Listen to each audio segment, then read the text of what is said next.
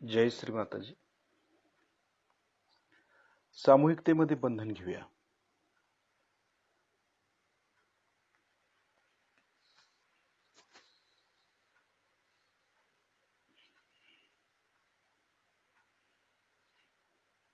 शिस्तीत बंधन घ्यायचं.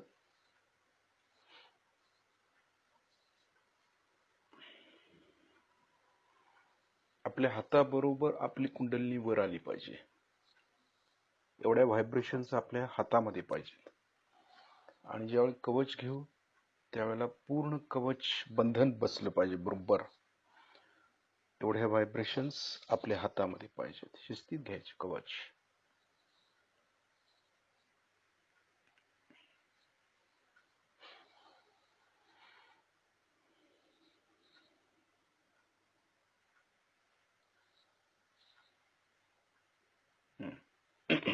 आता आपले दोन्ही हात श्रीमातांच्याकडे.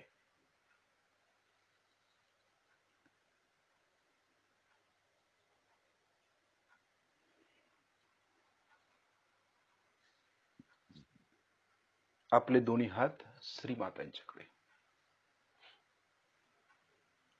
आपण श्रीमातांना बघायचं.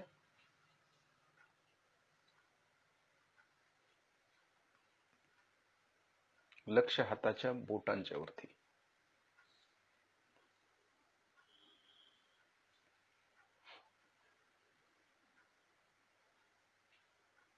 सहज मध्ये आपण श्रीमातांना बघतोय आणि श्रीमातांच्याकडनं ज्या व्हायब्रेशन्स येत आहेत ते आपण खेचून घेतोय. हे फार महत्वाचं आहे. चैतन्य आपण शोषून घेतलं पाहिजे. कारण बऱ्याच बाधा निगेटिव्हिटीज आपल्या आतमध्ये असतात आणि त्या काढण्यासाठी चैतन्याशिवाय दुसरा पर्याय नाही आहे आपल्याकडे. जे श्रीमाताजी देत आहेत चैतन्य ते आपल्याला खेचता आल्या पाहिजेत. आपली प्रगती झाली पाहिजे. म्हणून श्रीमातांच्या फोटो समोर बसूनच ध्यान करायचं. ज्यांना बाधा आहेत, त्रास आहेत, खूप त्रास होतो, त्यांनी फोटो समोर बसून व्हायब्रेशन्स खेचून घ्यायचा. जेवढं घेता येतील तेवढं घ्यायचं. त्यामध्ये जर काही त्रास होत असेल तर मीठ पाण्याचा उपचार करायचा. डावीकडचा प्रॉब्लेम असेल तर कॅन्डल ट्रीटमेंट करू शकतो. उजवीकडचा प्रॉब्लेम असेल तर लिव्हर वरती बर्फ किंवा हात ठेवू शकतो आपण. बर्फानं पण शेकू शकतो आपण लिव्हरला. फारच अति हॉट असेल लिव्हर तर. पण शक्यतो डावा हात आपल्या लिव्हर वरती ठेवून आपलं लिव्हर आपण शांत करायचा प्रयत्न करायचा. म्हणजे राईट साइड ठीक करायची. आपली स्थिती काय हे आपणच आपल्याला जास्त माहिती असतं. म्हणून श्रीमातांच्या समोर बसून आपण चैतन्य घ्यायचं आहे. जर कुठल्या बोटाला टोचल्यासारखं, चुरचुरल्यासारखं, गरम जाणवत असेल एवढं करून सुद्धा, तर त्यांनी त्या चक्रावरती जास्त मेहनत घ्यायची आहे आणि आपली चक्र आपण व्यवस्थित ठेवायची. ध्यानाच्या वेळेला तर आपली चक्र ठीक होतात कलेक्टिव्हिटीमध्ये, शंका नाही येत यात. परंतु वैयक्तिक ध्यान धारणा करत असताना देखील आपली चक्र व्यवस्थित पाहिजेत. कारण वैयक्तिक ध्यान करताना आपण एकटे असतो, आपण आणि श्रीमाताजी. म्हणून आपण फोटो समोर बसूनच आपण थोडस ध्यान करायचं आहे. ज्या वेळेला आपल्याला निगेटिव्हिटीचा फार त्रास होतो, काही वेळेला अडचण येतात, समस्या येतात, तेव्हा कुठेही जाऊन ध्यान करायचं नाही. तर आपण मातांच्या फोटो समोर बसून ध्यान करायचं आणि आपली निगेटिव्हिटी आपण घालवायचा प्रयत्न करायचा आहे. स्वच्छ व्हायचा प्रयत्न करायचा आहे. आईशिवाय आपल्याला कोण स्वच्छ करू शकत नाही. म्हणून श्रीमातांच्या समोर बसून आपण स्वच्छतेकडे अधिक लक्ष द्यायचं आहे. आता आपली स्वच्छता आपण स्वतःच करायची. त्यात काय मार्गदर्शन पाहिजे असेल तर आपले जुने साधक आहेत त्यांना आपण विचारू शकता, त्याचा विषय नाही. परंतु स्वच्छता ही आपण आपली करावी. म्हणजे फोटो समोर बसून मीठ पाण्याचा उपचार करायचा रोज. आपली कुंडलिनी शस्त्रार्थ छेदन करते का ते पाहायचं आहे. समजा चक्र लागत असतील डाव्या बाजूची, उजव्या बाजूची, त्रास खूप होत असेल तर त्यात वाईट वाटून घ्यायचं नाही आहे. तर आपण स्वच्छतेकडे लक्ष द्यायचं आपण वाईट वाटून घ्यायचं नाही, आपल्याला दोष पण लावून घ्यायचा नाही आहे की माझं असंच झालं, मी किती जरी केलं तरी माझं ध्यान लागत नाही, मला त्रासच होतो, अमकच होतो, तमकच होतो. स्वतःला दोष द्यायचे नाहीत आपल्याला. तर आपण त्यासाठी प्रयत्न केला पाहिजे, स्वच्छतेसाठी. आणि रोज स्वच्छ झालंच पाहिजे. त्यामध्ये कुठल्याही प्रकारचे हायगय करायचे नाही, वाईट वाटून घ्यायचं नाही पुन्हा एकदा. कारण स्वच्छता ही झालीच पाहिजे. इडानाडी, पिंगला नाडी आहे, चक्र आहेत, आणि ही स्वच्छता जर आपण करत राहिलो, आतली आंघोळ जर करत राहिलो, तर आपली 100% प्रगती होते. आपल्याला समजतं. श्री मातांच्या समोर बसलं की आपल्याला जाणवायला चालू होतं. आपण भक्ती करायची, त्यासाठी भक्ती महत्वाची आहे. आपण श्री मातांशी लवकर कधी जोडलो जातो तर भक्तीनं, श्रद्धेने जोडलं जातो. नुसताच बसायचं नाहीये. तर श्री मातांच्या बरोबर आपण बोलायचं आहे, म्हणजे हृदयापासून सांगायचं आहे, आपलं दुःख सांगायचं आहे. श्री माता, मला हा त्रास होतोय, मला कायम मी इतकी ध्यान करतो परंतु मला थोडस चक्राचा त्रास आहे, किंवा नाड्यांचा त्रास आहे, किंवा हा आजार आहे मला, की हा आजार मला जात नाही, मला मार्ग दाखवा. तर श्री माताजी आपल्याला परम चैतन्यातून मार्गदर्शन करत असतात, पण फक्त आपलं लक्ष नसतं तिकडं. म्हणून फोटो समोर बसलं की हाताच्या बोटांच्या वरती लक्ष द्यायचं. कधी पण आपण श्री मातांच्या चेहऱ्याकडे बघून बोलत असतो, किंवा खाली मान घालून किंवा डोळे बंद करून देखील आपण बोलू शकतो, पण शक्यतो डोळे उघडे ठेवून बोलायचं. म्हणजे श्री माताजी आपल्या बरोबर बोलतात चैतन्याच्या वाणीमधून, परावाणीतून बोलतात, आणि ती भाषा आपल्याला समजलीच पाहिजे. कारण आपल्याला स्वच्छ व्हायचं आहे, ध्यान करायचं आहे, तर श्री माताजी आपल्याला ते शिकवतात, आणि त्याप्रमाणे आपण ध्यानाच्या गहनतेत जाऊ शकतो. बाकी कोण आपल्याला ध्यानाच्या गहनतेत नेऊ शकत नाही, फक्त श्री माताजी. म्हणून श्री माताजी आणि आपण असाच हा योग आहे. म्हणून कायम श्री मातांच्या समोर बसून मीठ पाणी करायचं, कॅन्डल करायची. 3 कॅन्डल देखील करत असताना दुसऱ्या साधकाने, समजा एखादा साधक आहे, त्याला खूप त्रास होत नाही, लवकर निघत नाहीये, प्रयत्न करूनही निघत नाही, तर दुसऱ्या साधकाने 3 कॅन्डल ट्रीटमेंट करू शकतात, किंवा त्याची कुंडलिनी वर चढवून त्याची चक्र साफ करू शकतात. हे प्रत्येक साधक करू शकतो. श्री मातांनी प्रत्येक साधकाला ताकद दिलेली आहे, यामध्ये मागं सरकायचं नाही, आपण प्रयत्न करायचे. एखाद्या साधकाला त्रास होतोय ना, त्याची चक्र बघायची, आवा कुठली लागतात, डाव्या बाजूची लागतात, कॅन्डल घ्यायची, साफ करायची. समजा उजव्या बाजूची लागत असेल तर सेटिंग करायचं, डावीकडून उजवीकडे टाकायचे, त्यांची चक्र साफ करायचे. आपल्या हातातलं जे चैतन्य आहे, श्री माताजी आपल्याला चैतन्य देतात, ते चैतन्य त्याला द्यायचं, ठीक करायचे, आणि त्याची कुंडलिनी सहस्त्रारमध्ये प्रस्थापित करून द्यायची. हे आपल्या दुसऱ्या साधकांचं काम आहे. हे सगळं गुपचूप करायचं, सगळं जगाला दाखवायचं काही कारण नाही आपल्याला. हे आपल्या प्रगतीसाठी आहे. जोपर्यंत आपण आपलं चैतन्य दुसऱ्या साधकाला देत नाही, त्यांची चक्र ठीक करत नाही, त्याला दुःखातून बाहेर काढत नाही, त्याला आनंद देत नाही, तर आपल्यामध्ये देखील प्रगती होऊ शकत नाही. म्हणून एकमेकाला मदत करणं ही गरजेचं आहे. म्हणजे चैतन्याच्या रूपामध्ये चैतन्याचं दान केलं पाहिजे आपण. हे श्री माताजी जे चैतन्य देतात आपल्याला, ते दुसऱ्यांना देण्यासाठी आहे. श्री माताजी कायम सांगतात की ही जे काय चैतन्य देते ते दुसऱ्यांना द्या. तुम्ही द्या म्हणजे काय, प्रचार प्रसार तर आपण करतोच आहे, परंतु प्रचार प्रसार करत असताना वैयक्तिक प्रसार झाला म्हणजे आपली जी शक्ती आहे चैतन्याची, ती दुसऱ्या साधकापर्यंत जोपर्यंत पोहोचत नाही तोपर्यंत प्रसार कसा झाला म्हणायचा याला. वैयक्तिक त्याची कुंडलिनी आपण चढवली पाहिजे, म्हणजे त्या चक्राद्वारे आपल्याला समजतं की या माणसामध्ये काय त्रास आहे.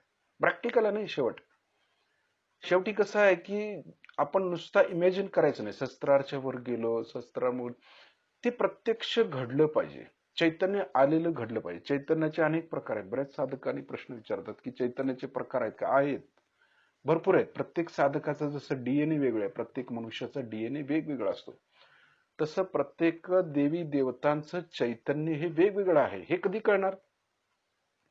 जोपर्यंत आपण दुसऱ्या साधकांच्या वरती कार्य करत नाही, त्याची कुंडलिनी चढवत नाही, त्याला बंधन देत नाही, त्याला चैतन्य देत नाही, त्याची चक्र ठीक करत नाही, तोपर्यंत आम्हाला चैतन्य समजणारच नाही.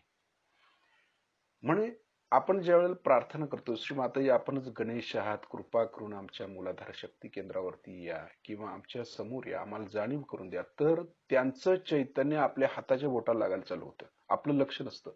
म्हणून हाताच्या बोटावरती लक्ष असणं अत्यंत गरजेचं आहे. ध्यानाच्या वेळेला किंवा ज्यावेळी आपण पूजन करत असतो, श्रीमातांची पूजा चालू असते, त्यावेळेला अगदी अलर्ट राहून हाताच्या बोटावर लक्ष द्यावं लागतं. श्री गणेश यात्रा चालू झालं तर श्री गणेश येऊन बसलेले असतात. फोटोमध्ये पण आपल्याला माहिती आहे मिरॅकल येतं, आपलं लक्ष मिरॅकलकडेच जास्त असतं. फोटोमध्ये कसं आलं, याच्यामध्ये कसं आलं. बेटर वे आपल्या हाताच्या बोटावरती समजावं श्री गणेश समोर आलेले आहेत आणि त्यांचं चैतन्य कसं आहे हे आपण लक्षात घ्यावं. चमत्काराकडे आपण लक्ष न देता आपल्या व्हायब्रेशन्सकडे अधिक लक्ष दिलं पाहिजे आपल्याला. आता त्यामध्ये अडकायचं काही कारण नाहीये. श्रीमाता हे चमत्कार दाखवतात ते नवीन साधकांच्यासाठी, त्यांची भक्ती बसावी, त्यांची श्रद्धा बसावी आणि सहयोग वाढावा यासाठी श्रीमाता हे चमत्कार दाखवत असतात. पण आपण आज किती जरी वर्ष केलं तरी आपल्याला अजूनही चमत्कार पाहिजेच आहे. आपण फोटो काढतो त्यामध्ये कुठेतरी श्रीमाता कोपऱ्यात आलेले दिसतात. मग श्रीमाता काय कोपऱ्यात असतात का? तिथं कशाला बसतील ते? आपण उगाच ती काढायचं खुसपट काढून की नाही श्रीमाता इथे आहे. चांगली गोष्ट आहे, आपण प्रत्येक गोष्टीमध्ये श्रीमातांना पाहतो, चांगली गोष्ट आहे. परंतु त्यातही न अडकलेलं बरं. त्यात अडकायचं नाही आपल्याला. आपलं क्षेत्र ते नव्हे. आपलं ध्यान महत्वाचं आहे, चैतन्य महत्वाचं आहे. निराकार मध्ये श्रीमाताजी कशा दिसतील आपल्याला, कशा जाणवतील, किंवा ज्या देवी देवता समोर आलेल्या आहेत त्या चैतन्याद्वारे कसं जाणवतील, इकडे लक्ष पाहिजे आपलं. ना की आपलं लक्ष चमत्काराकडे. नको आहे ती चमत्कार, होत राहतात चमत्कार. हे म्हणजे काय आपली पूर्णत्व नाही आहे आपलं. चमत्कार बघितला आणि आपलं हे झालं तसं नाही आहे हे. तर आपण ध्यानामध्ये गेलं पाहिजे, ध्यानाची गहनता प्राप्त केली पाहिजे आणि व्हायब्रेशन समजले पाहिजेत. इतर साधकांना आपण मदत केली पाहिजे चैतन्याद्वारे, की त्यांना चैतन्य देऊन त्यांची चक्र ठीक करून, आणि त्या व्यक्तीचं चैतन्य कसं आहे ते आपल्याला हाताच्या बोटावरती समजावं. डावीकडे आहे का उजवीकडे आहे, मग ते कसं ठीक केल्यानंतर व्हायब्रेशन्स कशा येतात, आणि ठीक करण्यापूर्वी व्हायब्रेशन्स कशा होत्या, आणि ठीक झाल्यानंतर व्हायब्रेशन्स कशा आल्या, हे प्रॅक्टिकलच आहे ना सगळं. जोपर्यंत हे प्रॅक्टिकल आपल्याला समजणार नाही तोपर्यंत सजोग काय करणार नुसतं ध्यान करून. गहनतेत जायचं असेल तर थोडीफार निगेटिव्हिटी पण आपण घेतली पाहिजे. थोडस चैतन्य दुसऱ्याला देऊन त्याची जी काय निगेटिव्हिटी आहे ती थोडीफार घ्यायची. परत मीठ पाण्यात बसल्यानंतर कळतं आपण हे चक्र पकडलं होतं, मग त्याचं जे चक्र पकडले थोडा वेळ आपलं चक्र पकडेल, मग कळेल आपल्याला की हे चक्र बाबा खरोखर इथंच आहे. हे समजतं कधी निगेटिव्हिटी आल्याशिवाय कळत नाही. म्हणून आपण घाबरायचं नाही, तर एकमेकाला चैतन्य दिलं पाहिजे, त्यांची चक्र आपण ठीक केली पाहिजे. आपण श्रीमातांना पाहतोय, लक्ष हाताच्या बोटांच्या वरती देतोय, परम चैतन्याकडे लक्ष देतोय अगदी भक्तीनं. आता शिस्तीत आपले डोळे बंद करूया आणि लक्ष हाताच्या बोटांच्या वरती ठेवूया. जे श्रीमाताई चैतन्य देत आहेत ते आपण शोषून घेऊया. ते अमृत श्रीमाताई देत आहेत ते आपण खेचलं पाहिजे. आपण जर खरे साधक आहोत तर आपलं लक्ष परम चैतन्यावरतीच पाहिजे, बाकी कुठं नको आहे. कुठल्याही गोष्टीत रस नको आम्हाला. आम्हाला फक्त चैतन्य पाहिजे. अमृत पिण्यासाठी आम्ही या पृथ्वीवरती जन्म घेतलाय, तर ते पिलं तरी पाहिजे, नाहीतर इकडे तिकडे लक्ष देऊन काय फायदा त्याचा. ज्याच्यासाठी आलोय ते केलं पाहिजे. ते न करता इकडे तिकडे जर बघू लागलो, आपण भौतिकतेत अडकू लागलो, तर सहयोग कसा पुढे पसरायचा, किंवा कसं कार्य घडणार, किंवा आपलं तरी कसं उत्थान होणार आहे. इकडे लक्ष पाहिजे आपलं, श्रीमातांच्याकडे लक्ष पाहिजे. आणि त्यांचं कार्य जे आहे, खरं कार्य जे आहे, खरं कार्य, तिकडे लक्ष पाहिजे. श्रीमाताने काय अपेक्षित आहे आपल्याकडून, आपल्याला का साक्षात्कार दिला श्रीमातांनी, हे सगळ्यात महत्वाचं आहे. आणि ते आपण हळूहळू वाढवायचा प्रयत्न केला पाहिजे. व्हायब्रेशन्स वाढल्या पाहिजेत आपल्याला चैतन्याची जाणीव झाली पाहिजे. आपल्या दोन्ही हातातून जे चैतन्य वाहते तिकडे आपलं लक्ष पाहिजे. ते खेचून घेण्याचा आपण प्रयत्न केला पाहिजे. तिकडे लक्ष द्यायचं आहे आपल्याला.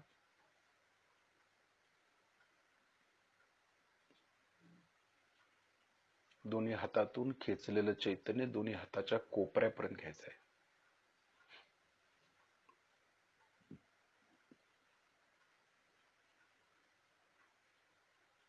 एकाग्रतेनं करायचं, विचलित व्हायचं नाही.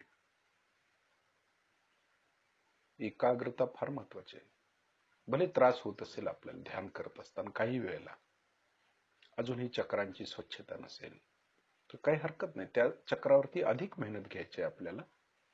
हात धुवून त्या स्वच्छ होण्याच्या मागे लागायचं आणि ते चक्र ठीक करून घ्यायचंय. आपण ठीक करून घेतला तर अधिक आनंद मिळणार आहे आपल्याला. म्हणून ध्यानाला बसण्यापूर्वी, कलेक्टिव्ह ध्यानाला बसण्यापूर्वी किंवा सेंटरला आपण जातो त्यावेळेला आपण शुद्ध होऊन जायचं सेंटरवरती. शरीरानं पण शुद्ध पाहिजे, नसा पण शुद्ध पाहिजेत आणि आपले विचार देखील शुद्ध पाहिजेत, स्वच्छ पाहिजेत, हृदय स्वच्छ पाहिजे आपलं. एकमेकाविषयी कुठल्याही प्रकारची आढी आपल्यामध्ये नको आहे, पूर्ण स्वच्छ पाहिजे. म्हणजे श्रीमातांच्या समोर गेल्यानंतर आपण आदिशक्तींची मुलं आहोत हे कळलं पाहिजे. निर्मलाइट्स स्वच्छच पाहिजे, क्लिअर पाहिजे. आणि जे स्वच्छ नसतील त्यांना आपण स्वच्छ करायचं, व्हायब्रेशन्स नाही. त्यांची चक्र पकडत असतील, त्यांनी खूप प्रयत्न करत असतील पण तरी होत नसतील तर आपण स्वच्छ करायचं. ते हे प्रत्येकाचं कार्य आहे, परम कर्तव्य आहे. आणि प्रत्येकाला शस्त्रामध्ये प्रस्थापित करणं हे प्रत्येक साधकांचं कार्य आहे, ते केलं पाहिजे आहे. आणि ते सतत शस्त्रांमध्ये कसं राहतील हाच ध्यास आपल्याला असला पाहिजे.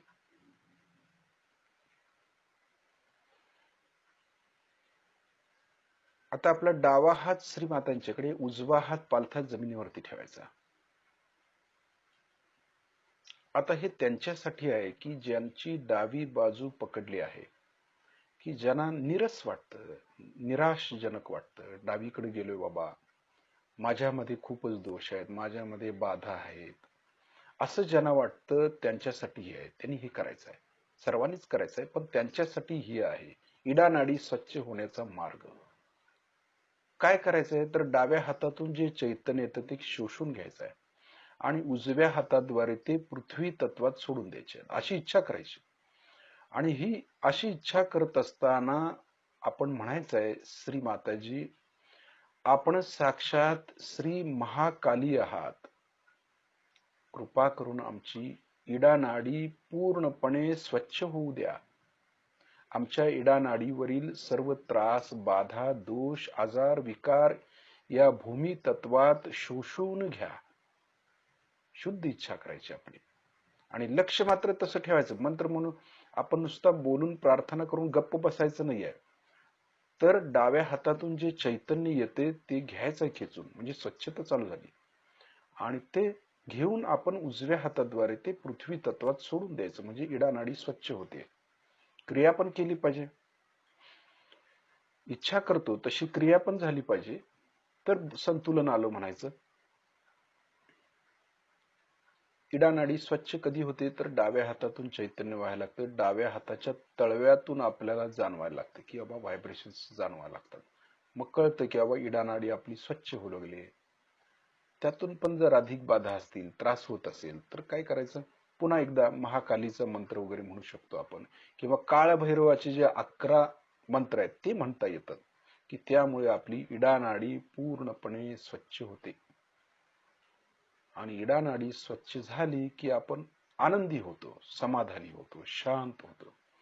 महाकालीचं रौद्र रूप आठवायचं, आपण तिचं ध्यान करायचं महाकालीचं.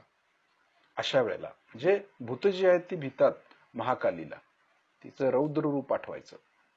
इडानाडी पकडत असेल, डाव्या बाजूचा काही प्रॉब्लेम असेल, भूत बाधा असेल, तांत्रिक बाधा असेल, तर त्यांनी काय करायचं, महाकालीचं रौद्र रूप आठवायचं, तिचं ध्यान करायचं. सगळ्यात साधा सोपा मार्ग. त्याच्याने सगळी डाव्या बाजूची पकड निघून जाते. एखाद्या वेळेस कॅन्डल लावायची डाव्या बाजूला, समजा आपल्याला डावीकडचे प्रॉब्लेम जास्त आहेत, ध्यान करताना डाव्या हाताला आपली कॅन्डल लावायची आणि बसायचं. त्यातून पण आपली इडानाडी पूर्णपणे स्वच्छ होते. म्हणजे आपण भूतकाळात जास्त रमतो, निराश होतो, आळस वाटतो, काही काम करू नये असं वाटतं, दुःख होतं, त्यावेळेला आपण इडानाडी अशा प्रकारे स्वच्छ करायची. त्यात घाबरून न जाता, घाबरणे पण हा इडानाडीचाच प्रकार आहे पकडल्याचा. निर्भयता म्हणजे आपली महाकालीची जी शक्ती आहे ती आपल्याला निर्भयता प्रदान करते, समाधान देते, आनंद देते, शक्ती देते आणि तीव्र इच्छाशक्ती आपल्याला देते. श्रीमाताजी आपल्या परमकृपेत आमची इडानाडी पूर्णपणे स्वच्छ होऊ द्या. आमच्या इडानाडीवरील सर्व दोष, आजार, विकार, तांत्रिक बाधा, भूत बाधा, भीती या भूमी तत्वात शोषून घ्या.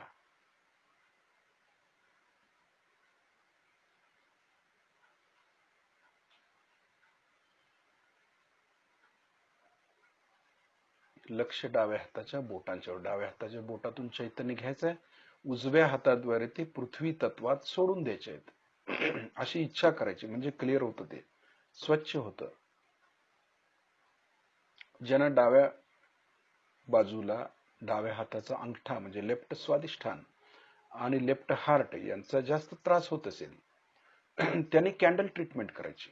हातावरची कॅन्डल ट्रीटमेंट मागच्या वेळी आपण घेतली होती, की कॅन्डल डाव्या बाजूला लावायचं, डाव्या हाताच्या अंगठ्याचं बोट दिव्याच्या ज्योतीला लावायचं, उजवा हात आहे असाच जमिनीवरती ठेवायचा आणि सहस्त्रारमध्ये लक्ष केंद्रित करायचं. ते थोडंसं भाजायचं, डाव्या हाताच्या अंगठ्याला थोडंसं चटका द्यायचा. त्यानंतर करंगळी म्हणजे डावं हार्ट ते लावायचं दिव्याच्या ज्योतीला, परत लक्ष वरती ठेवायचं. असं करत राहायचं थोडा वेळ. समजा त्यातून आणि डाव्या बाजूची कुठली चक्र लागतात बघायचं, ते बोट लावायचं. असं करत परत डावं स्वादिष्ठांचं बोट लावायचं. असं करत स्वच्छ करत सहस्त्रारवरती लक्ष द्यायचं.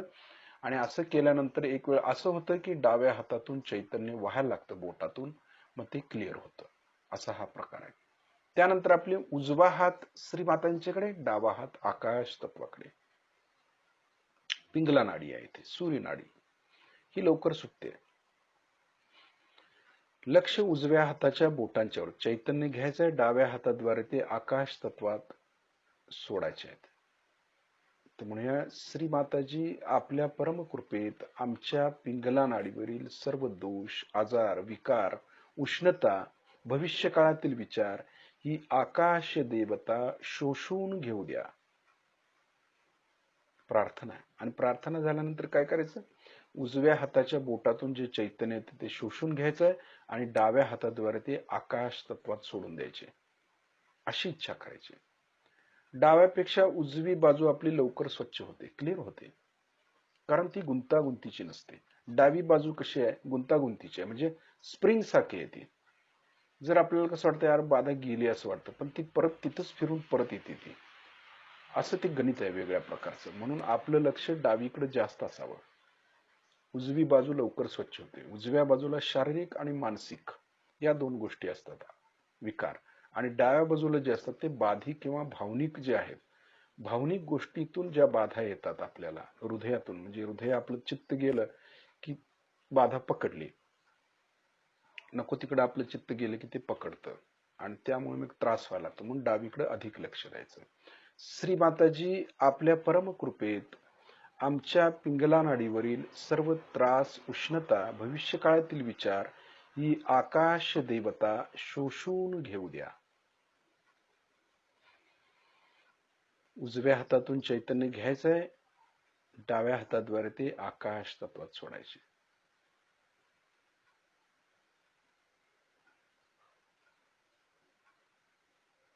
हे श्रीमातांच्या समोर बसून करायचं. फोटो पाहिजे. फोटो नुसता पुजायचं नाही आपल्याला. श्रीमाताजी त्यात आहेत, पुजलं तर पाहिजेच आहे, परंतु श्रीमाताजी ज्या शक्त्या देत आहेत त्या पण घेता आल्या पाहिजेत आपल्याला फोटोतून. श्रीमाताजी कार्य करत असतात फोटोतून, म्हणून फोटो स्वच्छ पाहिजे. पूजन पाहिजेच, नाही असं नाही, परंतु नुसता पुजून नाही ठेवायचं. तर श्रीमाताजी ज्या ताकद देत आहेत त्या पण घेता आल्या पाहिजेत आपल्याला, शक्त्या घेता आल्या पाहिजेत. म्हणून फोटो समोर बसायचं आहे आपल्याला आणि मगच ध्यान करायचं आहे. दिवसातून 1 तासभर तरी आपण फोटो समोर बसून चैतन्य घेतलं पाहिजे. त्यानंतर दोन्ही हात श्रीमातांच्याकडे. आता लक्ष परत दोन्ही हातांच्या बोटांच्या वरती द्यायचं. चैतन्यामध्ये काय फरक पडला बघायचं. व्हायब्रेशन्स हे सगळं इंटरनल आहे, आतलं आहे. सूक्ष्म शरीर जे आहे ते चैतन्याचं बनले. म्हणून व्हायब्रेशन सूक्ष्म देहाकडे आपलं लक्ष पाहिजे. स्थूल देहातून सूक्ष्म देहाकडे. स्थूल देह म्हणजे समजा आपला हात आहे, आता आपल्या हातातून चैतन्य येते, तर त्या हाताच्या बोटाच्या आत एक बोट आहे, सूक्ष्म चैतन्याचं बोट आहे, सापडते का बघायचं. आणि त्या चैतन्याच्या बोटामधून चैतन्य खेचलं जातं. आपल्याला वाटतं बोटातून येते ऍक्च्युली, परंतु ते जे चैतन्य आहे त्याच्या आत, बोटामध्ये जे बोट आहे सूक्ष्म, त्यातून चैतन्य खेचलं जातं, तिकडे लक्ष पाहिजे. माध्यम हात आहे, माध्यम असल्याशिवाय चैतन्य कार्य करत नाही, असं माध्यम पण आहे ते.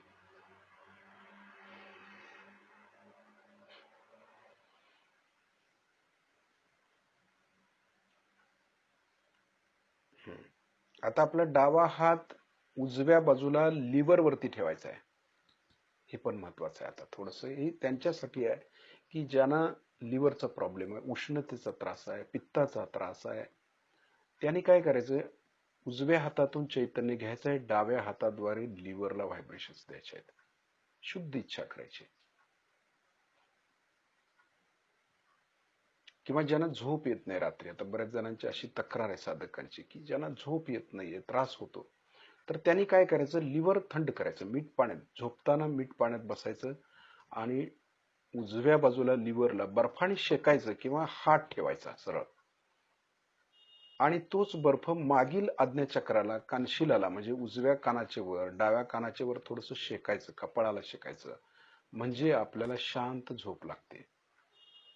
म्हणजे आपली जी राईट साइड आहे ती व्यवस्थित होते. हे लिव्हर मुळे होतं. लिव्हर जर आपलं ठीक असेल तर राईट साइड व्यवस्थित राहते, आणि लिव्हर मधली उष्णता ब्रेन मध्ये गेली की आपली झोप उडते, झोप लागत नाही लवकर. म्हणून लिव्हर ठीक करायचं, लिव्हरची यंत्रणा व्यवस्थित करायची. लिव्ह 52च्या गोळ्या घ्यायच्या आपण, हात ठेवायचा, या सर्व गोष्टी आपण केल्या पाहिजेत. किंवा बर्फ लावला तरीही चालतो. किंवा उजव्या हातातून चैतन्य घ्यायचं आहे, डाव्या हाताद्वारे लिव्हरला द्यायचे आहेत. पण लिव्हर आपल्या शरीरामध्ये फार महत्वाचं आहे. अतिविचारामुळे, अतिविचाराचा गोंधळ किंवा अति औषधं जर खाल्ली आपली केमिकल युक्त, तर तरी त्याच्यामुळे पण लिव्हर मध्ये प्रॉब्लेम येऊ शकतो. थोडस आपण आयुर्वेदाकडे वळलं पाहिजे. आयुर्वेदामध्ये आपण लिव्ह 52च्या गोळ्या आहेत किंवा जे काही नियम आहेत, पित्त कमी होण्यासाठी जी प्रकृती आहे ती आपण सांभाळायची. थोडस तेलकट, तिखट, आंबट, तळलेलं खायचं नाही ह्या लोकांनी. लिव्हरचा ज्यांना प्रॉब्लेम आहे, पित्ताचा त्रास आहे, उष्णतेचा त्रास आहे, त्यांनी ही थोडस पाळायचं आणि पोट हलकं ठेवायचं. जास्त पोट भरून खायचं नाही, पाण्याचं प्रमाण जास्त वाढवायचं, त्यामुळे लिव्हर व्यवस्थित राहतं. पालेभाज्या, फळं, ज्यूस या गोष्टी आपण करायच्या लिव्हर साठी, चांगलं लिव्हर होण्यासाठी. उजव्या हातातून चैतन्य घ्यायचं आहे, डाव्या हाताद्वारे ते आपल्या लिव्हरला द्यायचे आहेत. आपली उजवी बाजू व्यवस्थित झाली की आपल्याला शांत झोप लागते.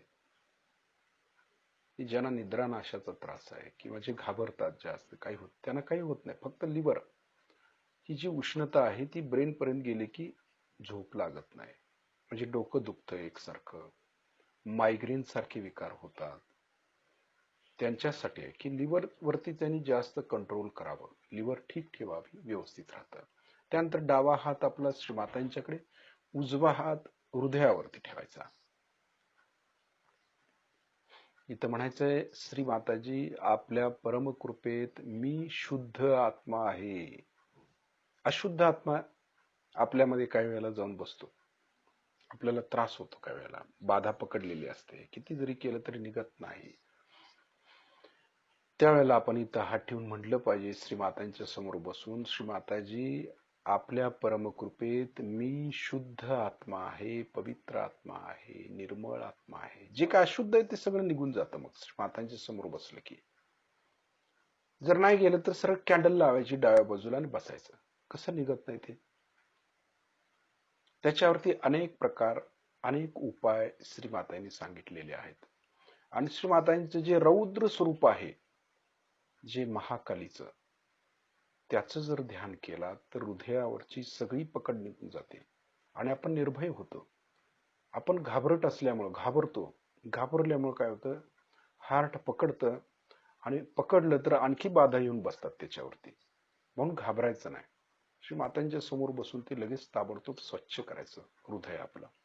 या हृदयामध्ये श्री मातांच्या शिवाय कुणालाही बसवायचं नाही, श्री माताजीच पाहिजेत. आपण काय करतो, श्री मातांनी पण मानतो, बाकीच्या आणि कुठल्या देवता आहेत त्या पण आपण करतो, त्याचंही करतो, सगळं करतो. आणि परिणाम स्वरूप काय होतं, आपलं हृदय पकडतं, कॅच होतं हृदयामध्ये,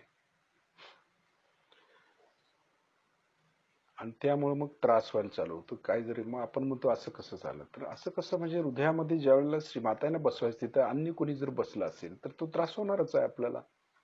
म्हणून अनन्य भक्ती ही फार महत्वाची, ती हृदयातून आली पाहिजे, आणि हृदयातून आली तर ते व्यवस्थित होतं. म्हणून म्हणायचंय, श्री माताजी आपल्या परमकृपेत मी शुद्ध आत्मा आहे, पवित्र आत्मा आहे. मी मन बुद्धी शरीर अहंकार काही नसून शुद्ध आत्मा आहे. इथं हात ठेवून जगदंब जगदंब असंही म्हणू शकतो. ज्यांना भीती वाटते त्याने इथं हात ठेवून जगदंब जगदंब असंही म्हणू शकतात. हृदय ठीक करायचा हा प्रकार आहे, उपाय आहे. ही ज्यांचे प्रॉब्लेम्स आहेत त्यांच्यासाठी आहे, ते बाकीच्यांच्यासाठी नाही. काही साधक आहेत बिचारे, करतात, खूप ध्यान करतात, आणि त्यांच्या ध्यानामुळे तर आपलं ध्यान चांगलं वाढते. तशी ध्यानाची क्वालिटी आपण इतरांनी पण केली पाहिजे, फार महत्वाचं आहे ते. सगळेच काही तसे नाहीत, परंतु बरेच लोक आता तयार व्हायला लागलेले आहेत, खरोखर ध्यान हृदयापासून ते करतायत. श्री मातांची कृपा त्यांच्यावरती व्हायला लागलेली आहे, फार छान आहे ते. त्यामुळे तर उत्साहही वाढतो ध्यानाचा, आणि सर्वांचंच ध्यान वाढतं. म्हणून कलेक्टिव्हिटी मजबूत पाहिजे, स्ट्रॉंग. आता आपल्या उजव्या हाताचा तळवा आपल्या डोक्याच्या टाळूवर दाबून धरायचं, मान थोडी खाली झुकवूया, हात दाबून शिस्तीत फिरवायचे. ज्या ठिकाणी हात फिरवतोय त्या ठिकाणी लक्ष केंद्रित करायचं,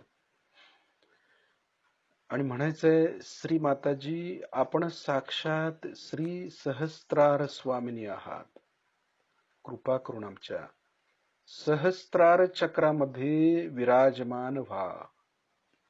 श्री माताजी आपण साक्षात श्री आदिशक्ती आहात, कृपा करून आमच्या सहस्त्रार चक्रामध्ये विराजमान व्हा. हात दाबून शिस्तीत फिरवायचा. हे सहस्त्र दल कमल आहे, हे उघडलं पाहिजे, हे कधीही पकडू द्यायचं नाही, 24 तास उघडलं पाहिजे. यासाठी काही करायला तयार पाहिजे, कारण माताईने जी शक्ती दिलेली आहे तिचंच दर्शन करायला पाहिजे ना. कायम शस्त्रार्च्या वरती लक्ष पाहिजे, शस्त्रार्चं भेदन झालं पाहिजे, दिवसातून 100 वेळा झालं पाहिजे. आपण प्रयत्न करतो, कुठेतरी पकडलेलं असतं, राहू दे म्हणतो, परत करूया म्हणतो, होत नाही. मग ज्या त्या वेळेला जे ते करायचं, स्वच्छच पाहिजे ना. आपण योगी आहे, साधक आहे, आपण सहजयोगी आहे, तर पाहिजे, केलं पाहिजे, प्रयत्न केला पाहिजे, वरती येण्याचं धडपड केली पाहिजे, आणि वैयक्तिक पण करता आलं पाहिजे, आणि कलेक्टिव्हली देखील फार महत्वाचं आहे. त्यानंतर आपला हात किंचित वरती उचलायचा, थोडासा वर खाली मागे पुढे गोल फिरवून बघायचंय, टाळूतून आपल्याला जाणीव होते का. टाळूतून थंड गरम काही येईल ते येईल. काही जणांचं गरम येतं, काही हरकत नाही, सुरुवातीला गरम येतं, नंतर गार यायला चालू होतं. हात खाली घेऊया. आता दोन्ही हात श्री मातांच्याकडे, लक्ष शस्त्रार्च्या वरती. आपली कुंडलिनी शस्त्रार्चं भेदन करून वर आली का बघायची. हळू हळू हळू वरती जायचंय आपल्याला शस्त्रार्च्या वर.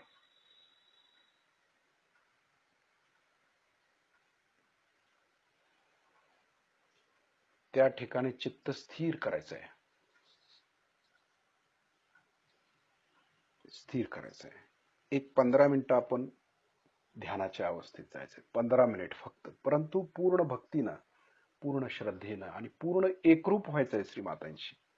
15 मिनिट.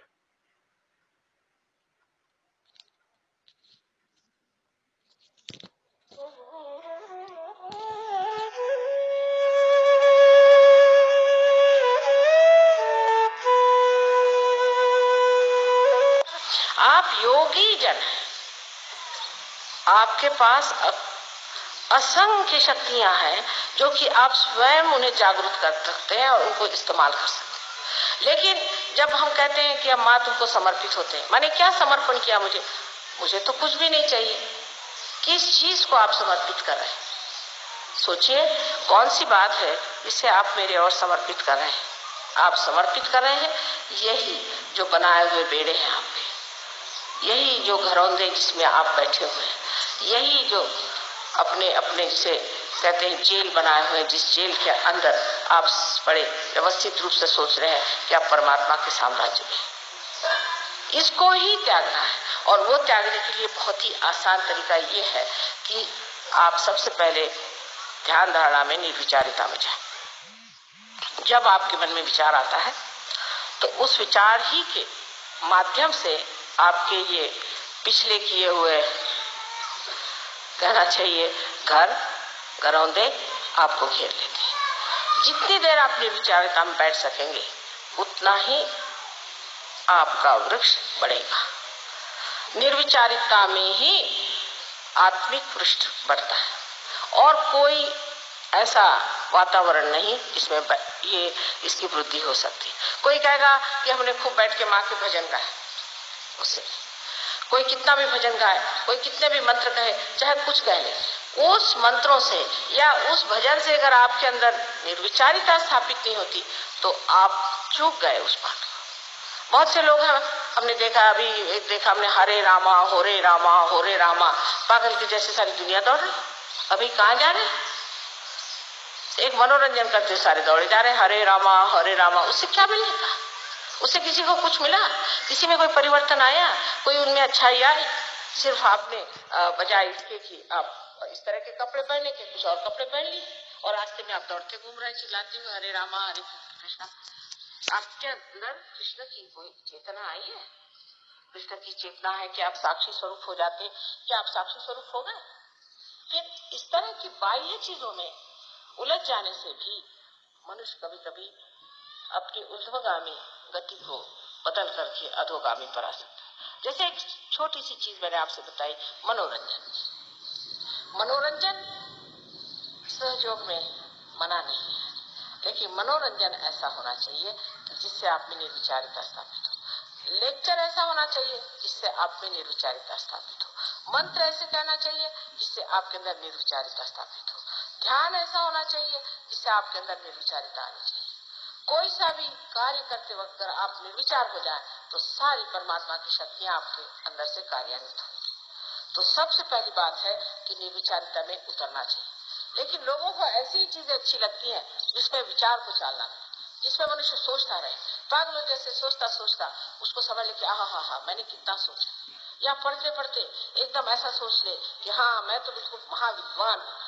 इन विद्वानों के लिए परमात्मा के साम्राज्य में जगह नहीं। जगह है उन लोगों के लिए जिन्होंने अपने आत्मा को अपने चित्त पर पूरी तरह से प्रकाशित होने दिया, और उसका माध्यम एक ही है, निर्विचारिता। तो प्रथम निर्विचार समाधि को आपको स्थापित करना चाहिए। निर्विचार समाधि को प्राप्त करने के बाद आप देखते हैं कि धीरे धीरे आपके अंदर खुद ही परिवर्तन आने लग जाता है। निर्विचारिता में आप अपने को स्वयं को देखने लग जाते हैं, आपको दूसरों के अलावा अपने में ही दोष दिखाई देने लगते हैं। सर्वप्रथम जब सहयोगी लोग आते हैं बाहर से, या सर्वप्रथम जो कहना चाहिए सत्य शोधक आते हैं, तो वो यही ढूंढते रहते, अरे ये सहयोगी है, ये तो ऐसा था, वो सहयोगी है, वो तो वैसा था। उन लोगों को देखकर आधे में मुड़ जाते हैं। सहयोग सबके लिए खुला है, सबके लिए द्वार उसके खुले हुए। कोई लोग जो इसके गर्भ में है वो बड़े महान है, और कोई जो उसके परिधि में जो घूमते हैं, पेरिफेरी पे जो घूमते हैं, उनमें बहुत खराबियां भी हो सकती, पर वो भी अच्छे हो सकते। तो आप उनको ही देख करके मुड़ गए तो आप कहाँ तक पहुंचे? जब आप अंदर आएंगे तब आप देखेंगे कि ये जो गर्भ में बैठे लोग हैं, इनमें कोई विशेषता है, इनमें कोई चमत्कार है, इन्होंने कुछ पाया हुआ है। तब उनको देखते हुए आप सोचे कि हमें भी कुछ पाना है और हमें भी परिवर्तन आना चाहिए। जब आप निर्विचारिता में आते हैं तो साक्षी भाव से आप अपनी ओर देखते हैं और आप फौरन जान लेते हैं, अच्छा तो मैं आजकल चालाकी कर रहा हूँ, ठीक है, बड़े चालाक बनते हैं आप अपने ही ओर देखते हैं शीशे में, वाह जनाब चालाक महाराज, क्या कहेंगे आप? फौरन आपकी चालाकी गिर के जमीन पर उसी वक्त खत्म हो जाती है।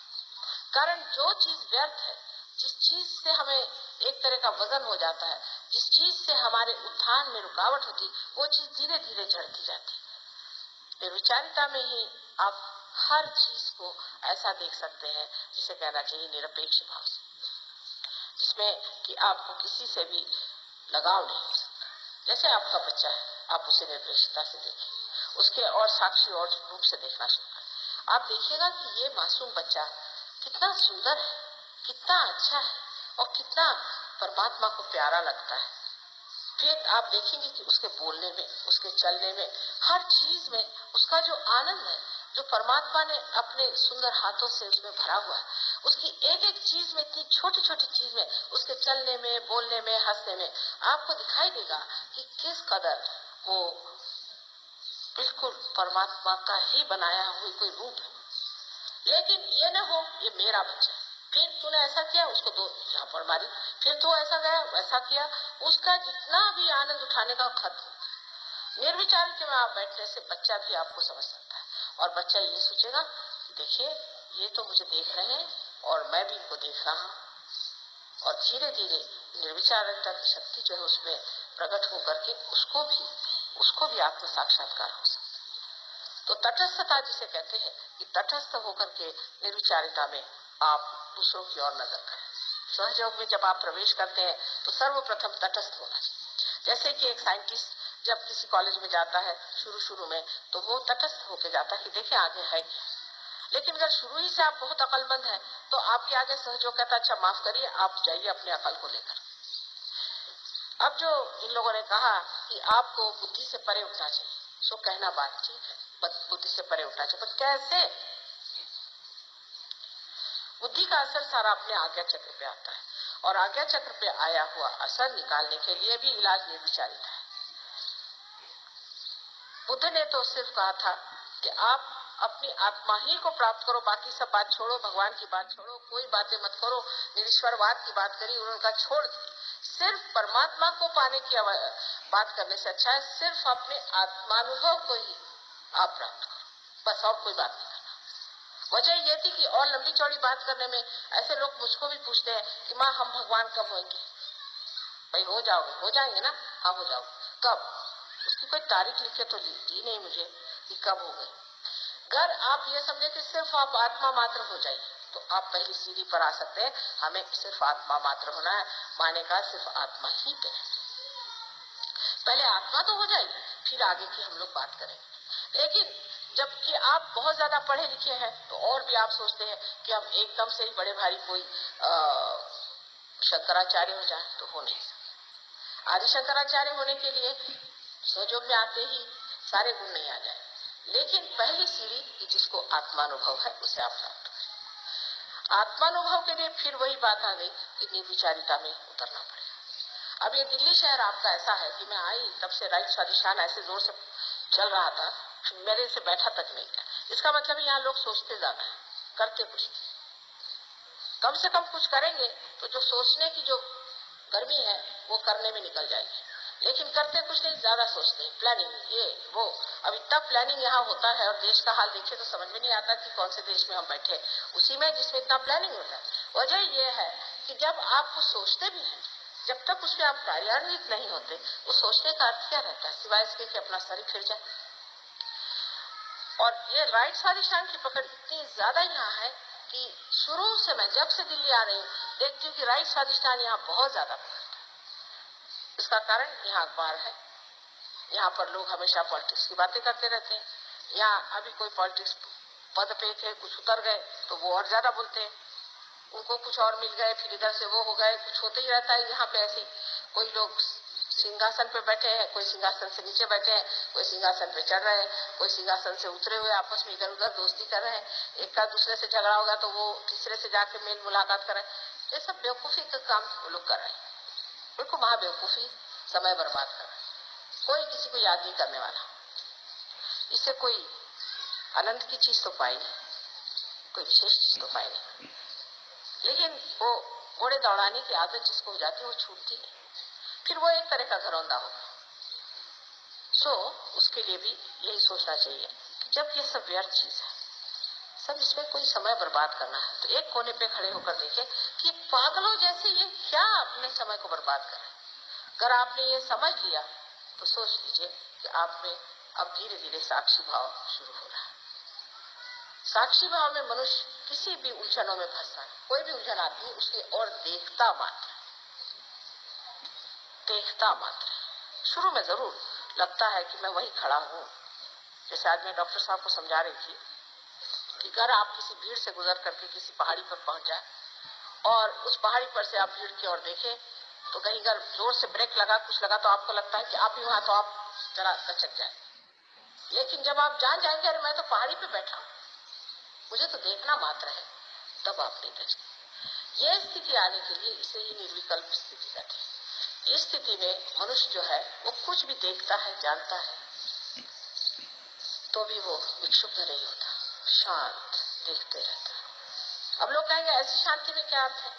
अगर ऐसे आदमी शांत हो जाए तो फिर लड़ाई कोई न करे, कुछ न कहे तो विरोध कैसा? ऐसे मनुष्य की शांति परमाणु के आपके बम से भी बढ़ के तेजस्वी होती है और बड़ी कार्य करती है। इसके कार्य की आपको महिमा मैं क्या बताऊं कि कर एक ऐसा शांत पुरुष किसी भी ऐसे स्थान में चला जाए जहाँ गड़बड़ी हो रही, एकदम से वहां बदल आ जाएगा। लेकिन वो पुरुष उस स्थिति में होना चाहिए जहाँ वो शांति पूरी तरह से अपने चारों तरफ उसकी प्रभा फैला सके। सब लोग एकदम से अवाक होकर शांत हो सकते। जितनी हड़बड़ी मची वो एकदम से जा करके एक व्यवस्थित रूप से ठीक हो सकते। जैसे कि कोई जादू की कोई उसने विशेष कोई किमया कर दी है या जादू की कोई छड़ी उसने घुमा दी है, सब एकदम शांत हो गए। इस शक्ति को प्राप्त करना उन लोगों के लिए है जो कि सहयोगी है। आज हम देखते हैं हर जगह शांति के फाउंडेशन बन रहे हैं, शांति का ये है, शांति का वो है। इससे शांति कैसे हो सकती? शांति तो हमारे अंदर चीज है। अब मनुष्य जो खुद कहेगा मैंने तो शांति पा ली, पर दूसरा कैसे शांति पाए? दूसरा शांति पाता है आपकी शांति से प्रभावित होकर। वो प्रभाव बुद्धि से नहीं होता है, वो प्रभाव अंदर ही अंदर प्रकाशित हो करके दूसरों को भी प्रकाशित करता है और इसी प्रकार मनुष्य शांत हो जाता है।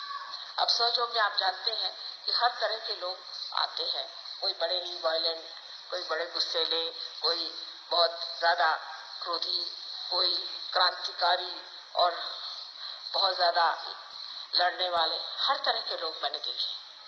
लेकिन सहयोग में आने के बाद धीरे धीरे वो शांत होते जाते हैं। पर इसका मतलब नहीं कि वो डरपोक हो जाते हैं, इसका मतलब ये नहीं कि वो कायरता से भागते हैं, नहीं, एक अपनी हिम्मत से खड़े रहते हैं और उनको देख करके बाकी सब शांत हो जाते हैं। एक चीनी कहानी है, बड़ी अच्छी चीनी कहानियां बहुत अच्छी होती है। इसमें से एक कहानी ऐसी है कि वहां पर मुर्गे लड़ाए जाते थे पहले। तो एक राजा ने सोचा कि एक बड़ा अच्छा साधु है, इसके पास लोग जाने से बड़े बलवान हो जाते हैं, समर्थ हो जाते हैं। तो उन्होंने वो 2 मुर्गे ले जा करके उनको दे दिए कि इनको आप ट्रेन करिए और जब इनकी लड़ाई होगी तब हम आपसे ले जाएंगे। तो वो मुर्गे उनके पास चले गए।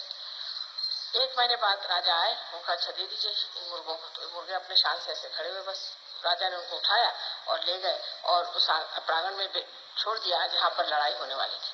सब मुर्गे उसमें घुस गए। अब वो सब मुर्गे आपस में लड़ने लगे, ये अपने दोनों यूं ही खड़े। सब लड़ते लड़ते उनको देख करके हैरान हुए कि ये तो लड़ते ही नहीं है। और जब भी उनके ऊपर वो सोचे कि हम इनको लड़वा, तो बस यूं ही देखते रहे।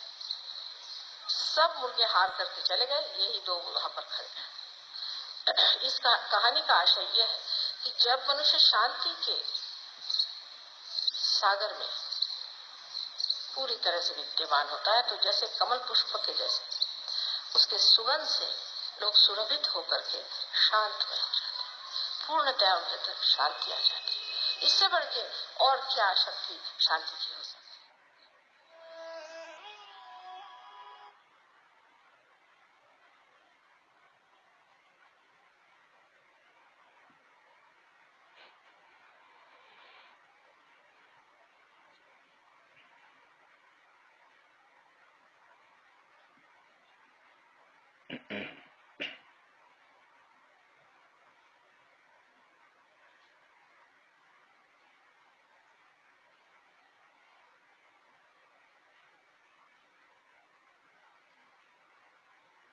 जे काही चैतन्य वरती आले ते संपूर्ण आकाश तत्वात पसरवायचे आपल्याला. संपूर्ण आकाश तत्व व्याप्त करून टाकायचं चैतन्यानं. इच्छा करायची तशी शुद्ध इच्छा.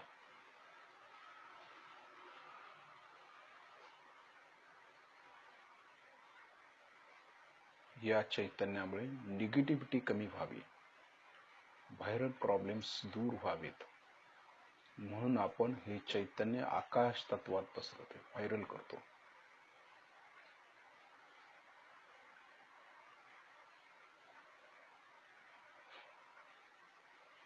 या चैतन्याला आकाश तत्वात व्याप्त करून टाकायचं.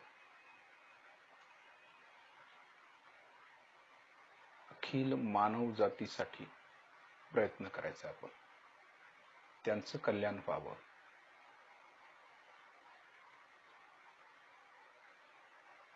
त्यांनीही सहजयोगामध्ये यावं, त्यांची इच्छा व्हावी की त्यांनी सहयोग करावा, म्हणून हे चैतन्य आपण पसरवतोय की ते त्यांच्या मस्तकात जाऊन ते पॉझिटिव्ह होतील, पूर्णपणे सकारात्मक, आणि ते सहजयोगाकडे वळतील. म्हणून हे चैतन्य आपण आकाश तत्वाद्वारे सगळीकडे पसरवायचं.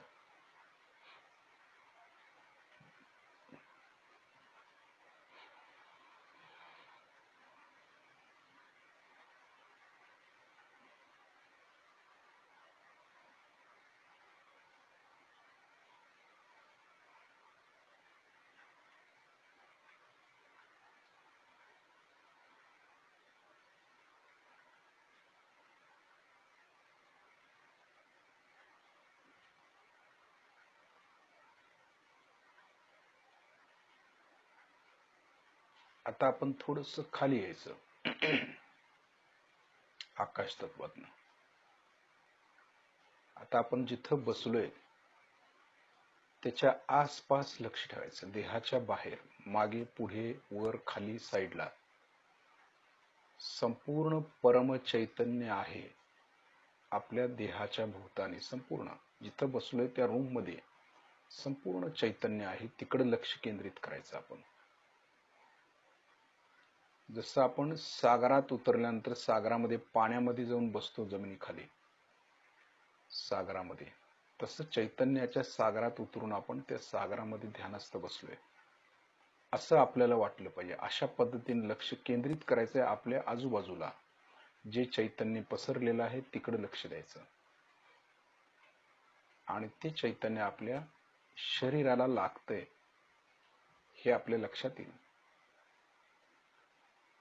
फक्त आपल्याला ते माहिती नव्हतं की आपल्या जवळच चैतन्य आहे, आपल्या आसपास आहे. परमेश्वर चराचरामध्ये व्यापून राहिलेला आहे. फक्त आपलं लक्ष देणं आवश्यक आहे, चित्त जाणं आवश्यक आहे. त्या चैतन्याच्या सागरात आकंठ बुडालोय आपण. बाहेरही चैतन्य आहे, शरीरात पण चैतन्य आहे. सर्वांभूती परमात्मा.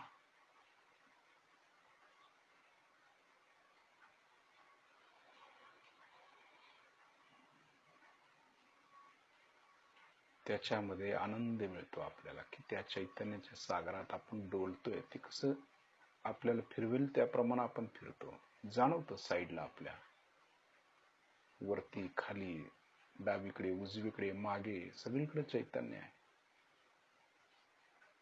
चित्त दिले की ते समजतं.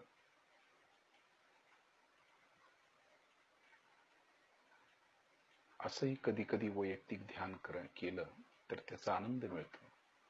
खरोखर चैतन्य कार्यान्वित होतं. चैतन्य सगळीकडेच आहे, परंतु आपलं चित्त गेले की त्या चैतन्यातलं गणेश तत्व जागृत होतं आणि मग आपल्याला त्याची जाणीव होते. घर स्वच्छ करताना देखील असंच करावं लागतं. चैतन्य पसरवायचं आधी. ज्या ठिकाणी आपण बसलोय तिथून चैतन्य सगळीकडे बघू शकतो आपण चित्तानं. चित्त गेलं की हाताच्या बोटावर लक्ष ठेवला की तिथं काय प्रॉब्लेम आहे ते कळतं. समजा बॅक आज्ञाला आले की बॅक आज्ञेवरती बंधन घालायचं, लगेच ते चक्र सुटतं किंवा तिथं जाऊन ते चक्र सोडवायचं. अनेक प्रकार आहेत. त्याच्याने ते स्वच्छ होऊन जातं आणि घर आपलं स्वच्छ होतं पूर्ण. घरामध्ये कुठल्याही प्रकारची बाधा नाही ही लक्षात येतं आपल्या चैतन्यानं. म्हणून चैतन्य फार कार्य करत असतं. आपलं फक्त लक्ष पाहिजे. आता पुन्हा लक्ष सहस्त्रारच्या वर द्यायचं, हळूहळू वरती यायचं पुन्हा.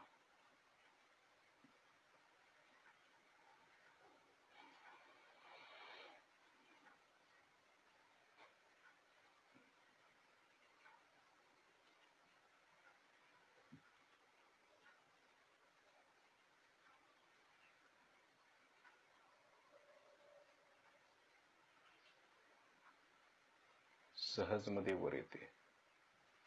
सहज मध्ये चित्त कुठेही जाऊ शकतं.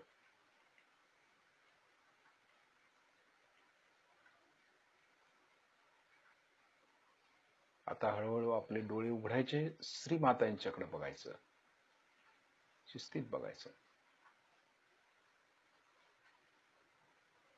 लक्ष हाताच्या बोटांच्यावर आणि सहस्त्रारच्या वरती आणि आजूबाजूला लक्ष दिलं तरी चालेल.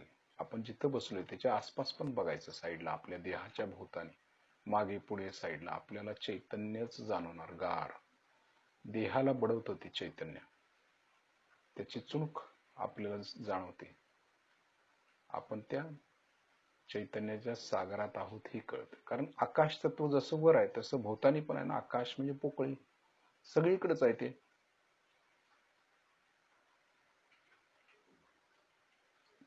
म्हणून सुरुवातीला आकाश तत्व कार्यान्वित होणं गरजेचं आहे. ते कळलं की पुढचं सोपं जातं.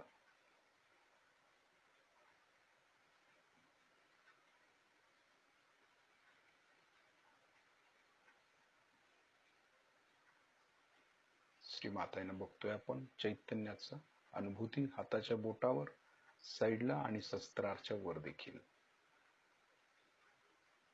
पूर्ण चैतन्यमय स्वरूप. आपण श्रीमातांना नमस्कार करूया, त्यांचे आभार मानूया. श्रीमाताजी, आपल्या चरणाशी कोटी कोटी प्रणाम, कोटी कोटी प्रणाम. शिस्तीत शिस्तीत आपण बंधन घेऊया. आपल्या हातामध्ये पण चैतन्य आहे, आपल्या आसपास पण चैतन्य आहे. बंधन घेताना देखील चैतन्यातून आपण हात वरती घेऊन बंधन घालतोय, एक गाठ मारतोय. म्हणजे संपूर्ण चैतन्यामध्येच आहे आपण. म्हणजे असं जाणीव होते आपल्याला हळूहळू हळू की सगळीकडे चैतन्य आहे, सगळीकडे परमेश्वर आहे. त्याला कुठे शोधायची गरज नाही, तो आपल्या जवळच आहे याची जाणीवच होत राहते आपल्याला सतत.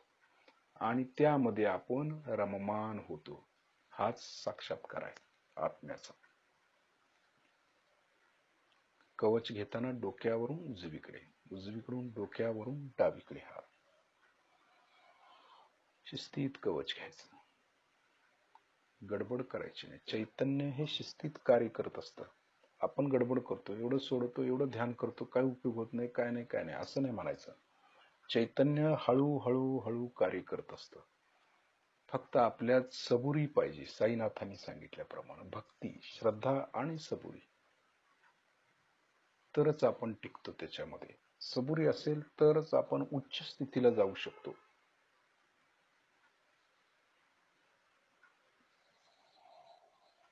उद्या आपण दिवसभर लक्ष सहस्त्रारच्या वरती आणि आजूबाजूला पसरलेल्या परमचैतन्याकडे पण लक्ष द्यायचं. प्रयत्न करायचा. आपला देह सोडून आजूबाजूला आपण आता समजा चालत चाललोय किंवा बसलोय तर आजूबाजूला लक्ष द्यायचं चैतन्यानं आणि त्या चैतन्याच्या सागरात आहे असं समजायचं. आपल्याला एक चांगल्या प्रकारचा अनुभव येईल. जय श्री माताजी.